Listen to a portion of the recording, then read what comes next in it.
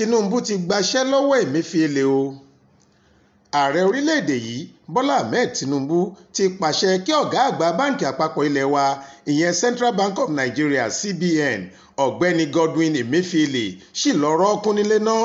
Wọ́n ti jáwèé gbélé ẹ̀ fọ́kùnrin náà lẹ́yẹ òsọkà. Àtẹ̀jáde kan látọwọ́ olùdarí ètò ìròyìn fún ọ́fíìsì akọ̀wé ìjọba àpapọ̀ ọ̀gbẹ́ni Gbaṣẹ èyí tí wọ́n fi léde lálẹ́ ọjọ́ ẹtì Friday ọjọ́ 9 oṣù kẹfà ọdún 2023 yìí ti fìdí ìṣẹ̀lẹ̀ yìí múlẹ̀. Àtẹ̀jáde náà sọ pé ìgbésẹ̀ yìí pọn dandan láti lè ráàyè ṣe àwọn ìwádìí tó lọ́rìn lórí ipa tí Emefiele kó lórí àtúntò owó náírà ilẹ̀ wa tí báǹkì àpapọ̀ náà gùn lé lẹ́nu lọ́ọ́lọ́ yìí.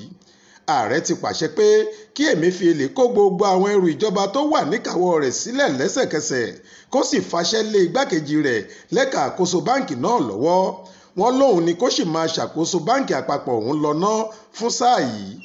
Tẹ́ ò bá gbàgbé, awuyewuye tí kò mọ níwọ̀n ló wáyé lórí àtúntò owó náírà, ìpààrọ̀ àwọn owó bébà náírà àtijọ́ sí tuntun, èyí tó fa yánpọnyánrin ṣáájú ètò ìdìbò gbogbogbò ti ọdún yìí àti lẹ́yìn rẹ̀. Faith Adébọ́lá ló ń jábọ̀ ròyìn fún iléeṣẹ́ tẹlifíṣàn Aláròye online.